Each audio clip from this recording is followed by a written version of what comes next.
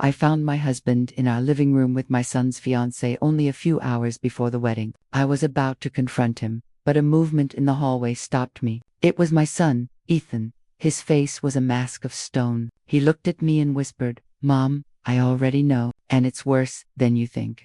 Hello everyone, thank you for being here with me today. Before I start my story, I'd love to know what city you're joining me from. Feel free to share it in the comments. Now, let me immerse you in this story.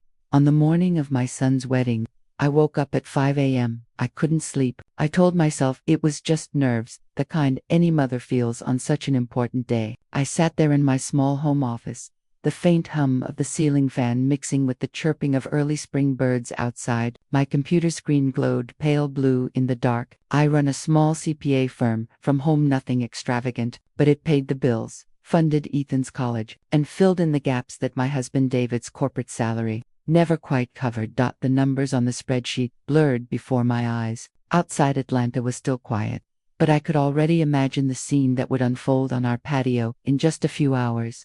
White chairs lined up on the freshly mowed lawn, the flower arch wrapped in pink climbing roses, and strings of fairy lights I'd checked 3 times myself. Everything had to be perfect. Our son, our Ethan, deserved a perfect day. 20-5 years of marriage to David. 23 years raising Ethan. I had built my entire life around this family. I was the steady hand, the planner, the one who remembered dental appointments, baked birthday cakes, and made sure the electricity bill was never late. David was the charmer, the life of every barbecue, the one who could make a stranger feel like a friend in 10 minutes. I was the foundation he leaned on, and for a long time, that had been enough. But lately, something had shifted. It was subtle at first, a strange quiet between us that grew louder every week. He'd lower his voice when I entered a room. His phone, once casually left on the counter, was always face down now. When I asked if something was wrong, he'd flash that same practiced grin. "Just work, honey," he'd say. "Big promotion coming up, don't worry." And like a fool, I didn't push. You don't throw away 25 years over a gut feeling. The creak of the office door pulled me out of my thoughts. It was Ethan, standing there in his flannel pajama pants, a mug of coffee in one hand. He looked tired, dark circles under his eyes, betraying a sleepless night. "Mom, you've been up for hours," he said. "The wedding's not till 4. I just want everything to be perfect for my boy," I replied, forcing a smile as I closed my laptop. He perched on the edge of my desk, stirring his coffee absently. "Dad's up early too. Said he had to run an errand. Something about picking up a gift for Ashley's parents, the Ellingtons." I frowned. That was news to me. He left without saying anything. "Yeah," Ethan said, his tone strange. He was dressed up too. Said it was a surprise. A tightness formed in my chest. "That's thoughtful of him." He hesitated, eyes on the dark coffee swirling in his mug. "Mom, can I ask you something?" I turned to face him. The soft desk lamp illuminated the worry in his eyes. "Of course, sweetie, what's on your mind?" He took a deep breath. "Do you think Ashley really loves me?" The question hit harder than I expected. Ashley Ellington, his fiancée, was a beautiful, ambitious young architect from one of Atlanta's old, influential families. On paper, she was perfect, elegant, well-educated, polished, but something about her had always made me uneasy. There was a chill in her smiles sometimes, a distant gleam in her eyes when Ethan spoke from the heart. "Why would you ask that?" I said softly. "It's your wedding day." "I know," he murmured. "Maybe it's just nerves, but sometimes, when she looks at me, I feel like she's looking through me, like I'm just part of her checklist for a perfect life." He swallowed hard. "And lately, she's been spending a lot of time with Dad. They're always talking about investments and her firm's finances. She says he's mentoring her." Mentoring, the word burned. I thought of the subtle glances I'd caught at dinners, how David's hand would linger when helping Ashley with her coat, how he knew her coffee, ordered to sugars, splash of milk without asking. I wanted to tell Ethan what I'd seen, but I couldn't, not yet. "Wedding jitters are normal, honey," I said, reaching for his hand. "It's the biggest day of your life. Everyone gets nervous. It's not just jitters, Mom." His voice cracked. "I think she's in love with someone else."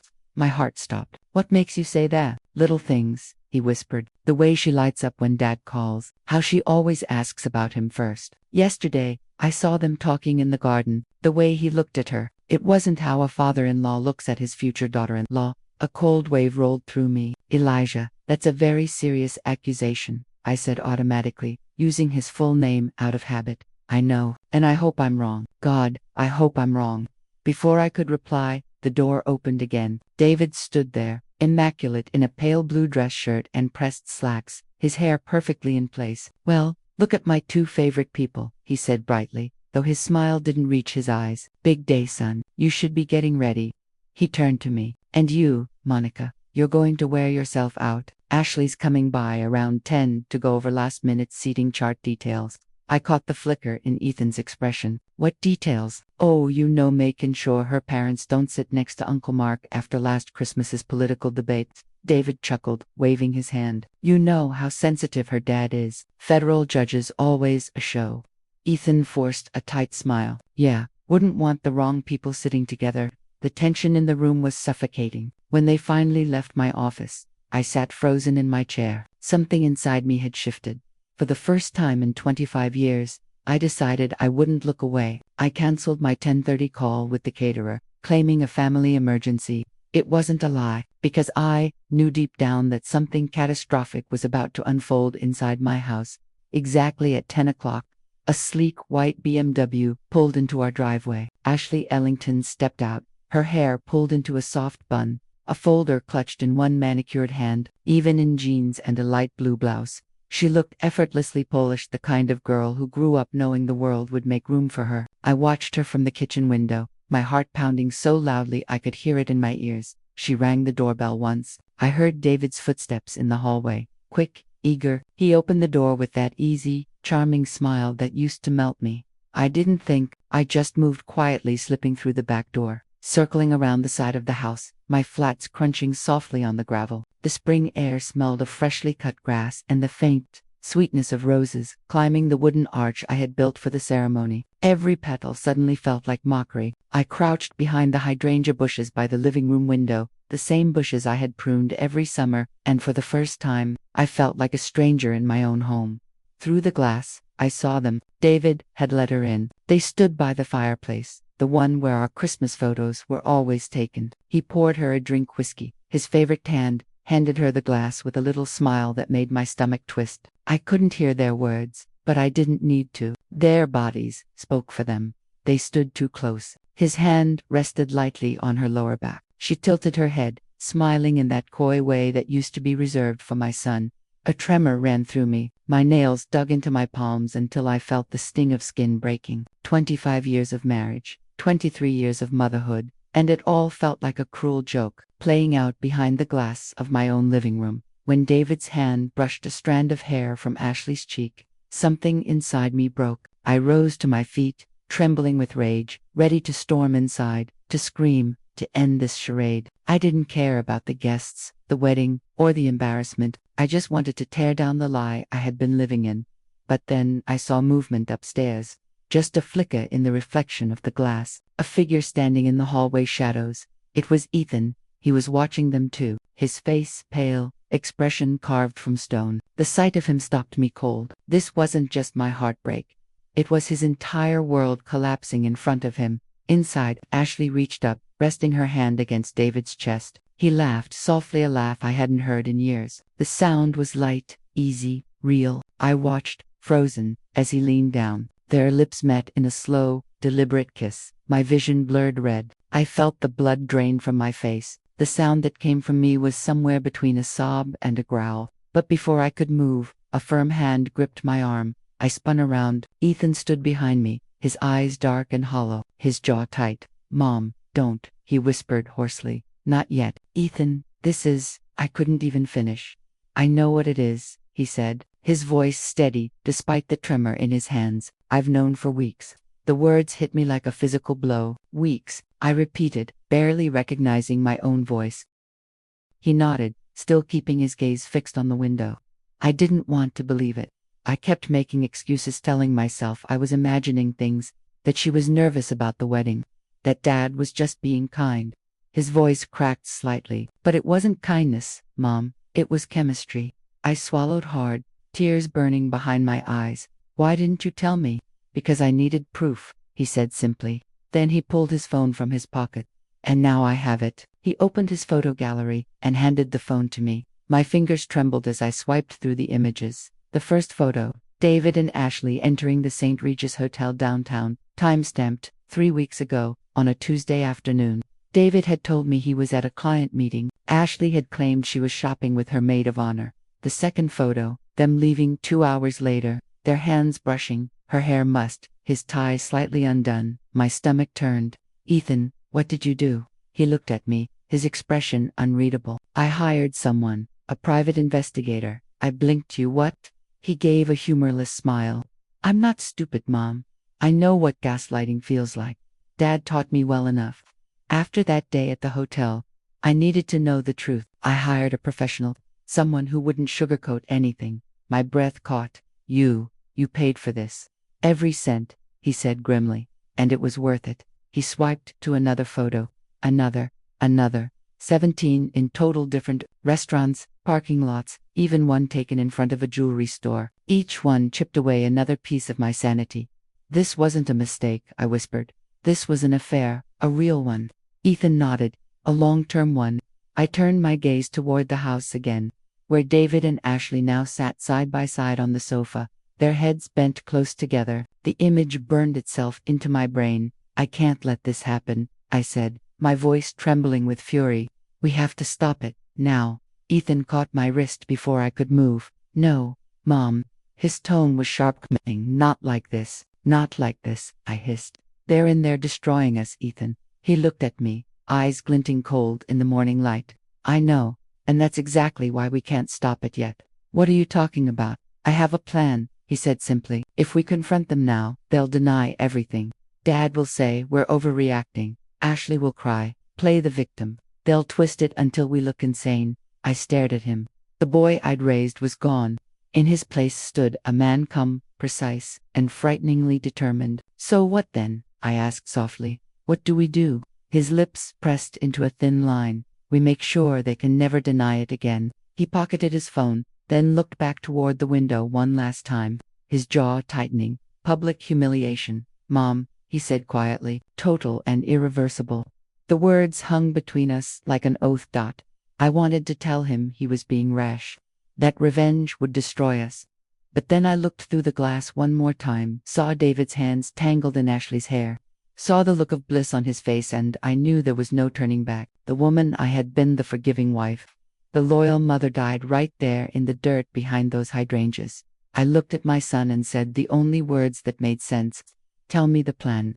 That evening, David came home, acting like nothing had happened. He smiled, asked about the catering, kissed my cheek like a husband who had spent his day running errands. I wanted to slap the smug normalcy off his face. Instead, I smiled back and nodded. He talked about his speech for the reception, about how proud he was of Ethan. I stood there, nodding, smiling, feeling like an actress in someone else's life. When he finally went to bed, Ethan and I met in my home office, the same room where the day had begun. The blinds were drawn, the door locked.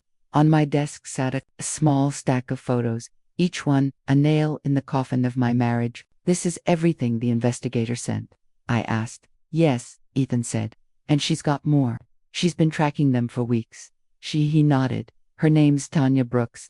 The name hit me like a shock of cold air. Tanya, I whispered. My sister. Ethan nodded slowly.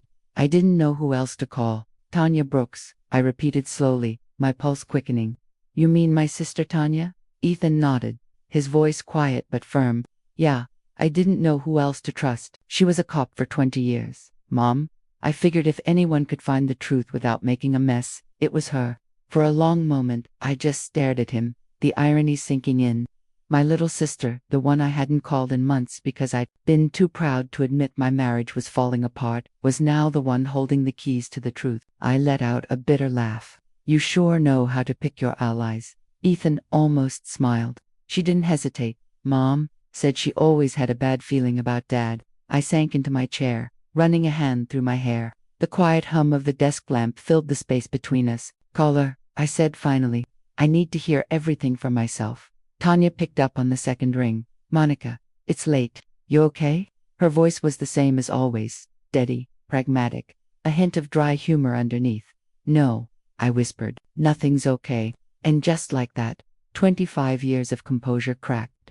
I told her everything, what Ethan and I had seen, the photos, the months of lies, I sobbed until my throat ached, the kind of ugly guttural crying that comes from somewhere far deeper than words. She didn't interrupt once. When I finally stopped, she exhaled slowly. "I'm not surprised," she said. "I saw the way he looked at that girl the last time I was at your house. I prayed I was wrong." "Ethan told me about the photos," I said, my voice raw. "What else have you found? More than you want to know," Tanya replied. Her tone shifted colder now. "Professional. I've been tracking their movements for 3 weeks. They meet at the St. Regis every Tuesday. He always pays cash. They have lunch at restaurants he's never taken you to. And Monica, she hesitated last week. He took her to Cartier." The word hit me like a slap. "Cartier? With what money?" "Yours," she said bluntly. "He used your joint account." I cross-checked the withdrawals. I pressed a shaking hand to my forehead. "Our retirement. The savings I built with my firm. He's draining it." "There's more," Tanya said, her voice low. I dug into his accounts to see where all that cash was going. He's been making monthly payments to the same woman for 15 years. A woman named Nicole Parker. The name meant nothing. "Who is she?" "Former coworker of his from the old firm," Tanya said. "Left around the time Ethan was in elementary school. A few months later, the payments start down. They've continued ever since." She paused. "She has a daughter, Monica, a 15-year-old girl named Chloe Parker." I felt the room tilt. "No, the father isn't listed," Tanya continued softly, "but based on the timeline, the payments, and a few photos I found, Monica, she looks just like him. The eyes, the smile, it's uncanny." For a long moment, I couldn't speak. The only sound in the room was the faint ticking of the old clock on the wall, the one David had given me for our 10th anniversary. "I have to know for sure," I whispered. "I figured you'd say that," Tanya replied. "I can get a DNA comparison." Quietly, "All I need is a sample from David." "Do it," I said. My voice didn't sound like mine anymore. That night, after David fell asleep, snoring softly beside me, I slipped out of bed. The moonlight cut pale lines across the floor. My heart hammered in my chest as I crept into the bathroom, pulled his toothbrush from the holder, and sealed it in a plastic bag. It felt like betrayal, like a sin, but what he'd done was worse. I left the bag inside the mailbox, where Tanya would pick it up before dawn. The next day, I moved through the house like a ghost. I smiled at the florists, approved the linens, even laughed with my sister-in-law about the weather. No one suspected a thing. Only Ethan knew the truth, the silent current running beneath our perfect preparations. By afternoon, my phone buzzed with Tanya's name. "Meet me," she said simply. We met in my car, parked a block away from the house. Tanya slid into the passenger seat, her laptop bag on her lap. The spring sun filtered through the windshield, catching the silver in her hair. "It's worse than we thought," she said.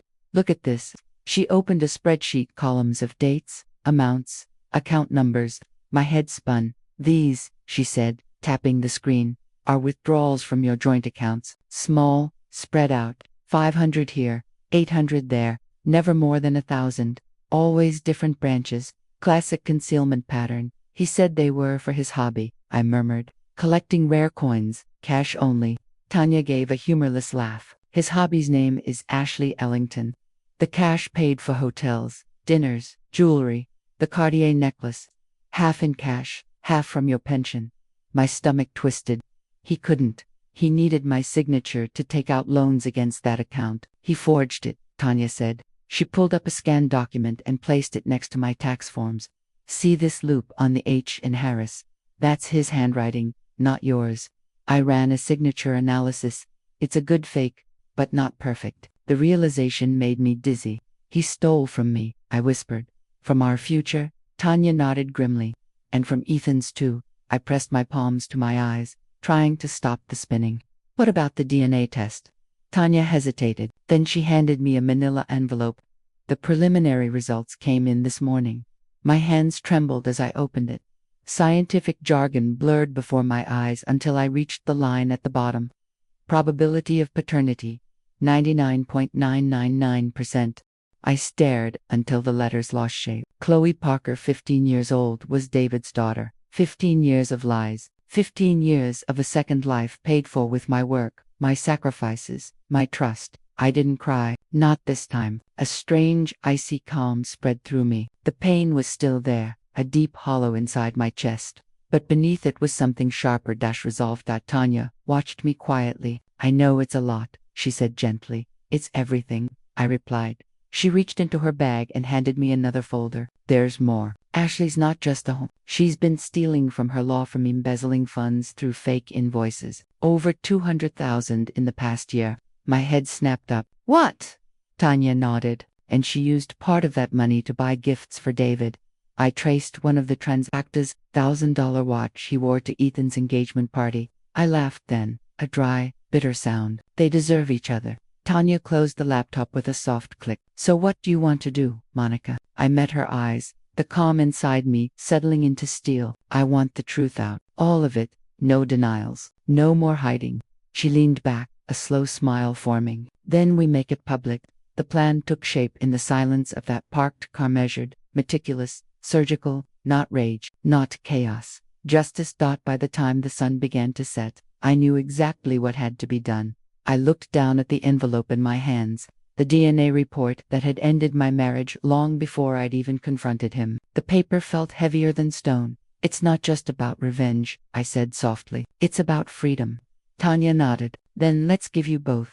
The 24 hours before the wedding passed like a fever dream. I went through the motions, smiling when I needed to, pretending to be the calm, proud mother of the groom, while inside I felt like a ticking bomb. Every bouquet, every ribbon, every guest confirmation was just a countdown to detonation. I had already printed the divorce papers and slipped them into a cream-colored envelope inside my clutch. Tanya had created a flash drive that contained everything: the photos, the forged loan documents, the bank statements, and the DNA report proving David's secret daughter. There would be no escape this time. He would face the truth, and so would she. By 2 p.m., the estate was buzzing with live florists rushing through the gardens, waiters checking glasses, the faint notes of a string quartet rehearsing under the oak trees. I walked among them, nodding, smiling, feeling detached from my body. I could hear guests arriving, laughter echoing across the patio. In the crowd, I spotted Judge Robert Ellington and his wife Karen, standing tall and polished as ever. The Ellingtons radiated wealth and respectability. I wondered if they had any idea that their daughter was hours away from being exposed as a criminal. Probably not. They smiled at me, warm and gracious, oblivious. I smiled back. The irony burned on my tongue. Inside the house, David was in his elements, sociable, charming, effortlessly playing the role of the perfect host. He wore a navy suit that made him look every inch the devoted husband and father. Every time our eyes met, I forced myself to smile. When he leaned in and whispered, "You look beautiful, Monica." "Perfect day, huh?" I managed to answer. "Perfect," though every word tasted like poison. Ethan, meanwhile, looked dressed in his tailored gray suit. He moved among his groomsmen like an actor in a film, his every gesture deliberate. But when our eyes met across the lawn, I saw at the flicker of fury and resolve that mirrored my own. We were ready. Tanya had arrived early, disguised in the catering staff's uniform, black slacks, crisp white shirt, a simple ponytail that made her look like any other event worker. No one would have guessed she had spent 20 years on the force, or that she was carrying the kind of evidence that could ruin multiple lives. Her camera equipment was hidden inside what looked like an ordinary projector case. She'd synced it to the large outdoor screen that was supposed to show a sentimental slideshow of Ethan's childhood. In her pocket was a small, remote control one button, one signal. At the right moment, she'd press it. By 4 o'clock, the ceremony began. The guests hushed, the music swelled, and Ashley appeared at the end of the aisle. The crowd collectively sighed. She was stunning, of course, the lace gown, the diamond earrings, the practiced serenity of a bride who believed she had already won. But when her eyes found David, seated beside me in the front row, I saw it a brief flicker of triumph, the secret gleam of a woman certain she was untouchable. He smiled back, that same boyish grin that had once charmed me into overlooking every flaw. I felt my pulse throb in my ears as the officiant, Reverend Thomas Miller, began the ceremony. His voice floated over the garden, calm and familiar. "Marriage," he said, "is built on trust, loyalty, and honesty." The irony was suffocating. The words washed over the crowd, meaningless to the two liars standing at the altar. They exchanged vows, lines about forever and fidelity, and every syllable twisted the knife deeper. I kept my face still, my hands folded neatly in my lap, while the fury inside me turned sharp as glass. Finally, the Reverend smiled and said the words we had been waiting for. If anyone here has any reason why these two should not be joined in holy matrimony, speak now or forever hold your peace." The air changed. For one long, heavy moment, no one moved. Then I stood. The collective gasp of 300 guests rippled through the garden. David's hand shot out, gripping my arm. "Monica," he hissed under his breath. "What are you doing? Sit down. You're embarrassing yourself." I pulled my arm free and turned to face the crowd. My voice came out steady and clear, amplified by the hush. "I'm sorry to interrupt, everyone, but yes, I do have a reason why this wedding should not take place."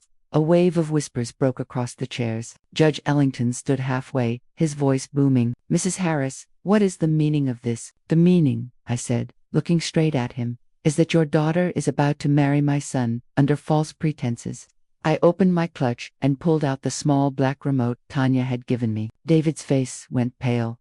"Monica," he barked, trying to laugh it off. "Whatever you think you're doing." I pressed the button. The large screen behind the altar flickered to life. Gasps filled the air as the first image appeared, a crystal-clear photograph of David and Ashley locked in a passionate kiss in our living room, the same one Ethan and I had seen through the window. The timestamp glowed in the corner. Yesterday, 10:14 a.m. The crowd erupted. There were screams, shouts, gasps. Someone dropped the glass. Karen Ellington clutched her chest. Judge Ellington's face went crimson. Ashley staggered back a step, her lips trembling. David was shouting, his voice cracking. "This is fake. These are doctored photos. Monica's unstable, unstable," I repeated, my tone icy. "Then maybe you can explain these." The slides changed, one after another. Photos of their secret meetings appeared. Hotels, restaurants, his hand on her waist, her head on his shoulder. Each time, stomp another nail in their coffin. The murmurs turned to stunned silence. I kept speaking, my voice cutting through the tension like a blade. "My husband has been having an affair with his son's fiancée for months, but that's not all." The next image appeared. Screenshots of forged loan documents, side by side with his real signature. Then bank statements showing cash withdrawals and transfers. Then a photo of the Cartier necklace glittering around Ashley's neck at her bachelorette party. David was trembling now. "Monica, stop this madness." But I wasn't done. And while my husband was busy funding his mistress, she was busy stealing from her law firm. The screen shifted again, showing financial records. Tanya had uncovered fake invoices, internal memos, bank transfers. The evidence was irrefutable. In the fourth row, I saw Ashley's senior partners staring in horror. "You've been embezzling, haven't you, Ashley?" I said, turning toward her. "Over $200,000 to buy gifts for the man you were sleeping with, my husband." Ashley's face crumpled. Tears streaked her makeup. David reached toward her instinctively, but she recoiled, as if even his touch now burned. "And finally," I said, my voice lowering, "the secret that defined my marriage." The last slide appeared, a DNA report, black text stark against white. At the bottom, probability of paternity, 99.999%. Beside it, a photo of a 15-year-old girl with familiar dark eyes and a shy smile. "This is Chloe Parker," I said, my voice trembling but loud. "My husband's daughter, the child he has hidden from me and our son for 15 years. Silence, absolute silence. 300 people sat frozen, staring at the screen, at me, at the wreckage of two perfect families laid bare in broad daylight. Then, somewhere near the back, someone started to clap a slow, stunned, disbelieving clap that quickly died away. Ashley let out a strangled sob and collapsed to her knees, her veil tumbling forward. Karen rushed to her daughter, Judge Ellington shouting for someone to turn the screen off, his voice cracking with rage and humiliation, but it was too late. The truth was already burned into every mind there. David stood there motionless, colorless, staring at the screen, as if his life had just been ripped away from him and, in a way, it had. Then, like a coward, he ran. He shoved past chairs and guests, stumbling toward the driveway, knocking over a tray of champagne glasses. Gasps followed him. Cameras clicked, phones filmed, but he didn't make it far, because Tanya was waiting, still dressed as a caterer. She stepped out from behind the oak tree near the exit. As David sprinted past, she stuck out her foot with perfect timing. He tripped hard, hitting the manicured grass and sliding several feet, his expensive suit smeared with dirt. "Going somewhere, David?" she asked coolly, flashing her investigator's badge just long enough for the cameras to catch it by then. Uniformed officers were already walking calmly toward the altar. They weren't here for Davidat, at least not yet. They were here for Ashley. Ashley Ellington, one of them called. She froze. Mascara streaked down her cheeks. "You're under arrest for embezzlement and wire fraud," the officer said as he gently turned her around and cuffed her trembling wrists. The click of those handcuffs echoed across the garden louder than the music ever had. And just like that, the wedding was over. The next 3 hours after the explosion felt like living inside a slow-motion dream. Blue and red police lights flashed against the white roses. Guests whispered in clusters, their voices sharp with shock. Photographers, hired to capture love, now recorded the downfall of 2 families. The air smelled of wilted flowers and champagne gone sour. Ashley was led away, her white gown trailing through the dirt, mascara streaking down her cheeks. David was standing a few feet away, surrounded by murmuring guests and flashing phones, his face hollow, his once confident posture crumpled. He looked at me with something between rage and pleading, but I didn't flinch. There was nothing left to say. When the officers finished taking statements, David muttered something about needing air and walked away. He didn't look back. He just climbed into his car and drove off, leaving the shattered remains of what had been our life behind him. I turned to Ethan, who was standing beside me, his jaw tight, his eyes rimmed red. "It's over, Mom," he said quietly. "It's finally over." I nodded, though I didn't feel relief, just emptiness. The next day, the story was everywhere. Atlanta Journal-Constitution, WSB-TV, even local podcasts, every outlet ran some version of it. Wedding scandal. Groom's fiancée arrested at altar affair with groom's father exposed. The reporters loved the symmetry, the spectacle. They called it the Atlanta Garden Wedding Massacre of Reputations. I didn't leave the house for a week. Calls came in non-stop, some from reporters, others from so-called friends, eager for gossip. My small CPA firm suffered. A few longtime clients quietly transferred their business elsewhere. I didn't blame them. People don't like to be reminded how fast stability can crumble. On the 8th day, I walked into my lawyer's office with the evidence-filled flash drive in my purse and filed for divorce. With Tanya's documentation, the process was swift and brutal. David didn't contest it. The court awarded me the house and restitution for the forged loans he'd taken against our retirement fund. He lost his job before the ink on the papers was even dry. Corporate fraud was not something his company could overlook once the story broke. Ashley, meanwhile, faced her own reckoning. Her law firm turned over all the financial evidence Tanya had uncovered, and within weeks she agreed to a plea deal, 2 years in a minimum security facility and full restitution of the stolen money. Judge Ellington resigned from his judicial seat in quiet disgrace, citing personal reasons. Heron stopped appearing at charity luncheons. But the most unexpected consequence came 2 weeks later. Letter in my mailbox. It was from Nicole Parker, written in careful, looping handwriting. She apologized for the pain her past with David had caused and explained that her daughter, Chloe, had seen the news. Chloe, she wrote, wanted to meet me and Ethan. I stared at that letter for 3 days. What was I supposed to do? That girl was a living reminder of every betrayal I had endured, and yet, she was innocent. She hadn't asked for this. She was just a child caught in the crossfire of her parents' lies.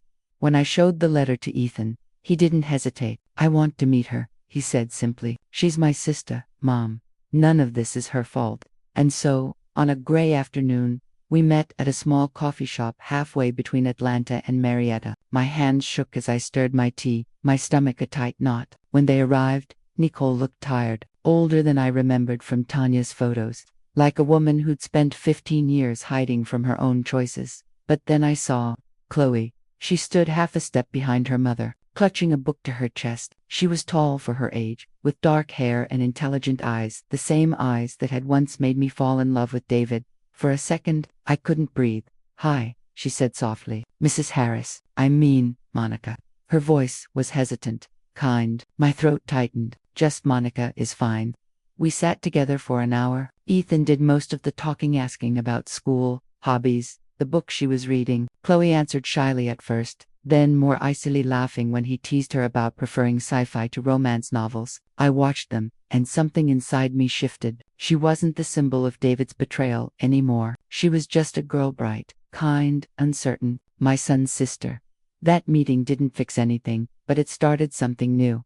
We met again a week later, then again. Soon, Chloe came for Sunday dinners, always bringing her favorite dessert, a store-bought lemon pie that she insisted on cutting herself. Ethan teased her about her surgical precision, and she'd roll her eyes and laugh. Slowly, the three of us began to rebuild something, not the life we'd lost, but one that felt honest. A year passed. The divorce was finalized. The media moved on to fresher scandals. I sold the big house, the one that had become a museum of ghosts, and bought a small townhouse in a quiet neighborhood near Piedmont Park. It had 2 bedrooms, a sunlit kitchen, and a little balcony where I could drink coffee and watch the morning joggers. It was mine. For the first time in decades, everything in it belonged solely to me. Ethan went back to school to study landscape architecture. He said he wanted to design spaces that made people feel safe. The irony wasn't lost on me. His work flourished, and so did he. He even started dating again, a sweet, grounded librarian named Claire, who looked at him like he was something worth cherishing. As for Chloe, she became a part of our family in ways I hadn't expected. She helped me plant flowers in my new garden, hydrangeas, of course. She said she wanted to learn about taxes and accounting, because Aunt Monica makes numbers sound interesting. I laughed harder than I had in months. One evening, as the 3 of us sat on my balcony watching the sunset, I realized that the ache in my chest had finally faded. It hadn't vanished completely, it never would, but it no longer defined me. The betrayal that once consumed my world had become a scar, not a wound. That's when the doorbell rang. I opened it and froze. David stood there. He looked smaller, grayer, the charm long gone. His shoulders slumped under the weight of consequences he could never escape. "Can I come in?" he asked quietly. I hesitated, then stepped aside. He told me he was in therapy, that he'd lost everything, his job, his friends, his reputation, and was finally trying to understand why he'd done what he did. He apologized for the lies, the betrayal, the years of deceit. I listened. And for the first time, I believed he meant it. But forgiveness isn't the same as forgetting. "I forgive you," I said finally. His eyes widened. "But not for you, David. For me. I can't carry that anger anymore, it's too heavy." He nodded slowly, tears glinting in his eyes. "I understand," he whispered. Then he left. When the door closed behind him, I stood in the quiet house and let out a long, steady breath. I thought of the woman I had been, the one crouched behind the hydrangeas, watching her world collapse. I wished I could reach back through time and tell her that she would survive, that the pain would not be the end of her story, because it wasn't. The family I thought I had was built on lies. But what grew from the wreckage, Ethan's courage, Chloe's innocence, my own strength, was something real, something honest. We weren't perfect, but we were free, and for the first time in 25 years, that was enough. Thank you for listening to my story. If any part of this resonated with you, please share your thoughts in the comments below. And if you've ever rebuilt yourself after being broken, hit the like button and let me know you're still standing too. Be kind to yourself. You deserve peace. And that was my story. A story about betrayal, truth, and finding peace after the storm. If you've ever been through something that shattered your world but forced you to rebuild stronger, I want you to know, you're not alone. Sometimes, the ending we fear the most is really the beginning of something honest. If this story touched you in any way, please take a second to hit the like button. It tells me you were here and that my words reached you. Leave a comment below. Tell me where you're listening from, or just drop a heart if you've ever had to start over. I read every single one. If you enjoy stories like this about courage, healing, and the quiet power of standing up for yourself, make sure to subscribe so you won't miss the next one. Until next time, take a deep breath. Be kind to yourself, because sometimes revenge isn't about hurting others, it's about finally choosing peace.